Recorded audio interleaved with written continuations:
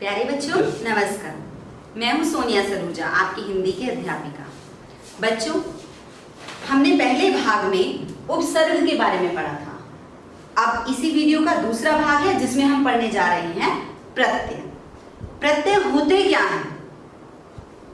परिभाषा देखते हैं। जो शब्दांश किसी शब्द के अंत में जुड़कर उसके अर्थ में परिवर्तन या विशेषता लाते हैं उन्हें प्रत्यय कहते हैं। बच्चों, हमने पहले वीडियो में भाग 1 में उपसर्ग की परिभाषा पढ़ी थी। उसमें क्या अंतर था? जो शब्दांश किसी शब्द के प्रारंभ में जुड़कर आगे जुड़कर उसके अर्थ में परिवर्तन या विशेषता लाते हैं वे उपसर्ग कहलाते हैं। तो उपसर्ग और प्रत्यय, इन दोनों में अंतर केवल इतना ही है, क्या कि उपसर्ग शब्द के मूल शब्द से पहले जुड़ते हैं और प्रत्यय मूल शब्द के अंत में जुड़ते हैं। तो बच्चों, हमने देखा अभी कि प्रत्यय किसे कहते हैं? जो शब्द के अंत में जुड़ते हैं। एक उदाहरण देखते हैं, सब्जी वाला। अगर हम सब्जी को देखते हैं, इसका अपना एक अर्थ है वाला। इसके साथ ये वाला जुड़ते ही, वाला एक प्रत्यय है, इसके साथ वाला जुड़ते ही इसका अर्थ बदल गया। इसके अर्थ में एक विशेषता आ गई, एक परिवर्तन आ गया। क्या? सब्जी, सब्जी वाला, जो बेचने वाला है, सब्जी वाला एक ही शब्द बन गया। तो इस तरह से हमारे पास अनेक प्रत्यय हैं जिनका हम मूल शब्द के साथ प्रयोग करते हैं और उसका परिवर्तन देते हैं। आई, आहट, अक, आप अपनी पाठ्य पुस्तक में पढ़ सकते हैं। ऐसे अनेक प्रत्यय आपके पास हैं। आई, आई से देखिए, हमने यहाँ मूल शब्द था। मूल शब्द क्या है? चढ़। चढ़ के साथ जब हमने आई प्रत्यय जोड़ा तो बन गया चढ़ाई। यहाँ भी आपको एक बात याद रखनी है कि आप जब प्रत्यय जोड़ते हैं, जिस मूल शब्द के साथ जोड़ते हैं, उस मूल शब्द का अपना एक अर्थ होना चाहिए। चढ़, चढ़ का मतलब अर्थ होता है, चढ़ मतलब चढ़ना, हम किसी को कहते हैं चढ़। आहट, घबराहट, चिकनाहट, घबरा। देखिए यहाँ एक शब्द आपको दिखाई दे रहा है, घबरा। घबरा एक शब्द है कि मैं घबरा गया, और आहट इसके साथ जोड़ा तो घबराहट। चिकनाहट, चिकना, और इसके साथ आहट जुड़ा, चिकनाहट। ऐसे ही अक, पाठक, चालक, पाठ, पाठ के साथ अक जोड़ेंगे, पाठक, पाठ का भी अपना मतलब है। चालक, चाल, चाल का चाल, चलने को चाल कहते हैं। आ का अपना कोई अर्थ नहीं है, मैंने आपको बताया है। अभी जब हमने भाग 1 वीडियो में उपसर्ग के बारे में पढ़ा था तो हमने जाना था कि उपसर्गों का हम स्वतंत्र रूप से प्रयोग बिल्कुल नहीं कर सकते। अगर आप आ का प्रयोग करेंगे तो स्वतंत्र रूप से नहीं होगा, जब इसको मूल शब्द के साथ जोड़ेंगे तभी प्रयोग होगा। भूखा, अब इसमें मूल शब्द देखिए आप, भूख, और आ जोड़ा तो भूखा। बोझ, बोझ में बोझा, बोझा शब्द में बोझ मूल शब्द है, और आ जुड़ गया तो बोझा बन गया। इया, इया का बच्चे अपने आप में कोई मतलब नहीं होता, इसे हम कुछ नहीं कहते, कोई अर्थ नहीं है इसका। लेकिन घटिया, इया, देखिए अंत में जोड़ दिया हमने इया, तो यहाँ शब्द क्या था? घट। घट मतलब घटना, किसी चीज का कम होना, तो अपने आप में इसका अर्थ है।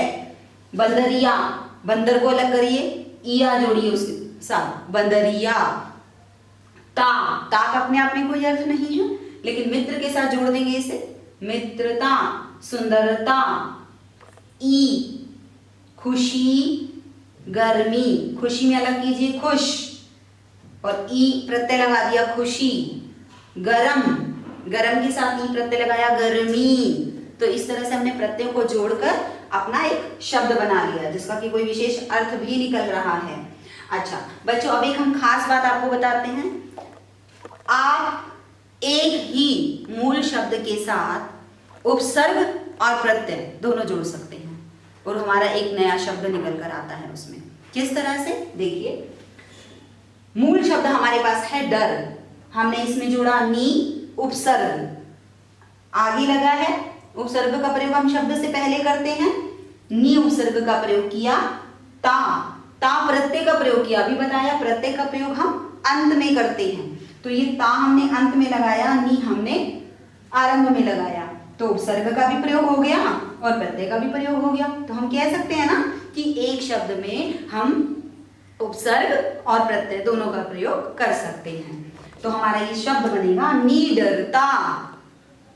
अब देखिए बच्चों एक और बात कि क्या हम एक ही मूल शब्द में दो प्रत्यय प्रयोग कर सकते हैं? दो प्रत्ययों का एक साथ कभी प्रयोग हो सकता है? बिल्कुल हो सकता है। देखिए भारत, भारत मूल शब्द है, ईय प्रत्यय जोड़ा इसके साथ, एक और प्रत्यय जोड़ा ता, ईय और ता, शब्द पूरा निकल कर क्या बनेगा? भारतीयता। भारतीयता।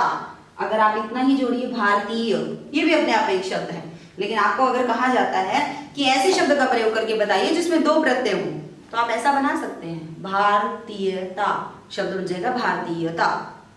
तो बच्चों ये था हमारा प्रत्यय का प्रयोग।